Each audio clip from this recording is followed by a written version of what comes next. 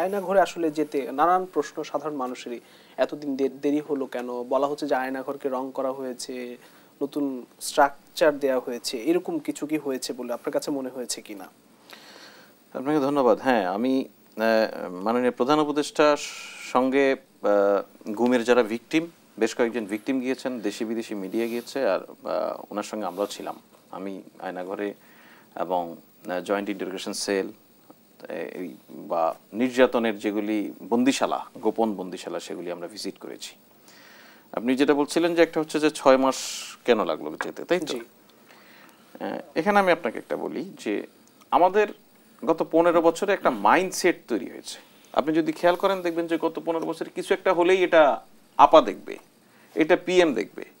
মানে সরকার যে একটা বিস্তর জিনিস, সরকার যে শুধুমাত্র একটি মানুষের উপরে নির্ভর করবে না, একটি মানুষকে কেন্দ্র করে পুরো সরকার চলবে না, এই ধারণাটা না আমরা বের হয়ে গেছি আমার মনে হয়।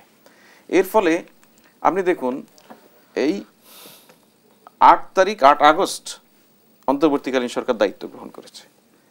27 আগস্ট গুম সংক্রান্ত একটি কমিশন গঠন করেছে। কে করেছে সেটা? সরকার। তার মানে কি এটা তো সরকার। এই কমিশন দায়িত্ব গ্রহণের পরপরই তারা এই আয়নাঘর বলেন, নির্যাতনের বন্দিশালা, টর্চার সেল, এগুলিতে ভিজিট করেছে। গিয়ে তারা আবিষ্কার করলো যে 5 তারিখের পর বিভিন্ন ছোট ছোট সেলগুলিকে ভেঙে, 3টাকে ভেঙে একটা করে ফেলার চেষ্টা করা হয়েছে।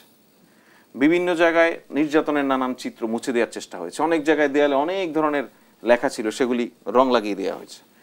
যে ধরনের এই আমরা ভিকটিমদের মুখে যে সমস্ত বর্ণনাগুলি শুনি, সেই বর্ণনার সঙ্গে জায়গাটাকে অমিল করে ফেলার একটা চেষ্টা হয়েছে।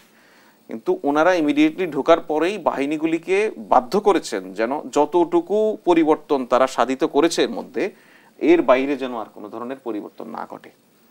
এর ফলে আলামতে কোনো প্রভাব পড়বে কিনা সেটা তদন্ত সাপেক্ষ বিষয়, কিন্তু এর ফলে কোনোভাবেই এই যে আয়নাঘর বলেন, বন্দিশালাগুলি বলেন, এগুলির অস্তিত্ব কিন্তু বিলীন হয় নাই। সেটা প্রমাণিত যে এগুলির অস্তিত্ব পাওয়া গেছে। এমনও পাওয়া গেছে যে অনেকটা বেসমেন্টের ভিতরে সেটা দেয়াল তুলে আটকে দেওয়া হয়েছে।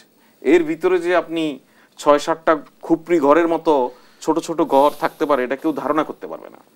ওই কমিশনের যারা সদস্য, ইনকোয়ারি কমিশনের, সেই কমিশনের সদস্যরা নতুন দেয়ালে নতুন রং একটা জায়গায় দেখে তাদের সন্দেহ হয়েছে। সেই দেয়াল ভেঙে দেখা গেল সেখানে মানে কবরের চেয়েও ছোট এই সাইজের 7টা ঘর বেরিয়েছে। ওখানে মানুষকে দিনের পর দিন আটকে রাখা হতো। ভয়ঙ্কর এক জীবন। তো এই ভয়ঙ্কর অপরাধের সঙ্গে যিনি জড়িত, তার যারা সাঙ্গপাঙ্গ এখনো নানান প্রক্রিয়ায় সোশ্যাল মিডিয়ায় আমরা অ্যাক্টিভ দেখি, এই মানুষগুলি সাধারণ মানুষকে দুইভাবে বিভ্রান্ত করার চেষ্টা করেছে। এক হচ্ছে আয়নাঘর বলে কিছু নেই, এই আওয়াজ তুলে এই জিনিসটাকে পুরো এই দায়টাকে অস্বীকারের একটা চেষ্টা করেছে। 2 নাম্বার হচ্ছে 6 মাস কেন দেরি হলো, বা ভিকটিম এরা গেল, ওরা কেন গেল না, আরো কেন মিডিয়া গেল না, এই ধরনের নানান জিনিস তুলে মানুষকে ডিভাইড করার চেষ্টা করেছে। তো এগুলি হচ্ছে এক ধরনের, আমি বলবো, যেই নির্যাতনের দৃশ্যের দিকে মানুষের যে ফোকাস, সেই ফোকাসটা সরিয়ে ফেলার ব্যবস্থা করা হয়েছে। কিন্তু এত কিছুর পরেও আপনি যদি শুধুমাত্র জুলাই আগস্টের অভ্যুত্থানের সময় যে হত্যাযজ্ঞ শেখ হাসিনা চালিয়েছে সেটা আপনি দেখেন, সেটা ইতিমধ্যে জাতিসংঘের যে মানবাধিকার বিষয়ক হাই কমিশন, সেই কমিশনের প্রতিবেদনে কিন্তু শেখ হাসিনা যে সরাসরি হত্যার নির্দেশের সঙ্গে জড়িত, কোন বাহিনীকে কিভাবে কাজে লাগিয়েছে, কোন এমপিরা কিভাবে অস্ত্র সরবরাহ করেছে তাদের দলীয় গুন্ডাদের, সেই জিনিসগুলি এই প্রতিবেদনে উঠে এসেছে। অর্থাৎ ওই প্রতিবেদনটি প্রকাশের পর থেকে শেখ হাসিনা জাতিসংঘ স্বীকৃত খুনি, সে ওই খুনের দায় যেমন তাকে নিতে হবে, এই বন্দিশালায় মানুষকে শত শত হাজার হাজার মানুষকে বন্দি করে রেখে যে চরম নির্যাতন করেছে, এই বিচারের মুখোমুখি হতে হবে। অন্য কোনো বিষয়ে ধোয়া তুলে এটা আসলে জাতিকে বিভ্রান্ত করার আর কোনো সুযোগ নেই। মানুষ এই চরম নির্যাতনের যেই বর্ণনা, সেটা ভিকটিমদের মুখে শুনেছে, সেটা নানান প্রমাণ মিলেছে।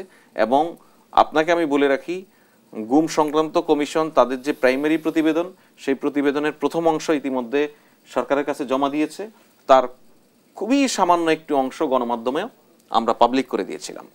তাতে নির্যাতনের যে ভয়াবহ চিত্র উঠে এসেছে, এটা বর্ণনা করার মতো না। সেই প্রতিবেদনে, প্রাইমারি প্রতিবেদনে গুমের সঙ্গে শেখ হাসিনার সরাসরি সম্পৃক্ততা পাওয়া গেছে। সুতরাং এই দায়গুলি উনি এড়াতে পারবেন না, ওনাকে এগুলি বিচারের মুখোমুখি হতেই হবে। এখন প্রশ্ন আসে যে আবার বিচার কেন বিলম্বিত হচ্ছে?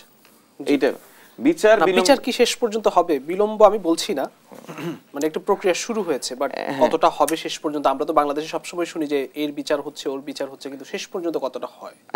আমি আপনাকে আপনার এই প্রশ্নের জবাবটা আমি এভাবে দিতে চাই, বিচার শেষ পর্যন্ত হবে কিনা এই সিদ্ধান্তটা বাংলাদেশের মানুষের। এদেশের মানুষ এটা বিশ্বাস করতে শুরু করেছিল শেখ হাসিনার পতন কেবলমাত্র তার স্বাভাবিক মৃত্যুর মধ্য দিয়ে যদি হয় তবেই শেখ হাসিনার হাত থেকে মানুষ মুক্তি পাবে, আদারওয়াইজ কোনো শক্তি নাই তাকে ফেলে দেওয়ার।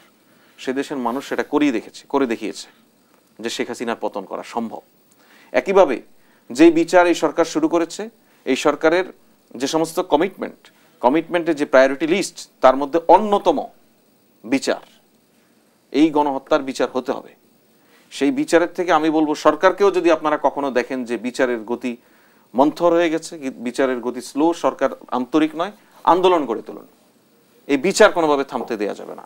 যেই রিয়া গোপ 4 বছর বয়সী একটা মেয়ে বাসার ছাদে দাঁড়িয়েছিল, তা হেলিকপ্টারের গুলিতে যার মৃত্যু হয়েছে, সেটার বিচার যদি না হয় তাহলে তো এখানে ফ্যাসিবাদ আবার ফিরে আসবে। এই ফ্যাসিবাদী ব্যবস্থার যদি আসলেই অবসান আমরা চাই, বিচারটা নিশ্চিত করতে হবে। সরকার এই বিষয়ে শতভাগ আন্তরিক, তবে একই সঙ্গে বলে রাখি, সরকার বিচারকে তড়িৎ করতে গিয়ে অবিচার প্রতিষ্ঠা করতে চায় না। সরকার খুনি হাসিনার মানবাধিকার রক্ষার ক্ষেত্রেও আন্তরিক, তাকেও তার বিচার যেন ন্যায় বিচার নিশ্চিত হয় সে বিষয়ে সরকার কমিটেড।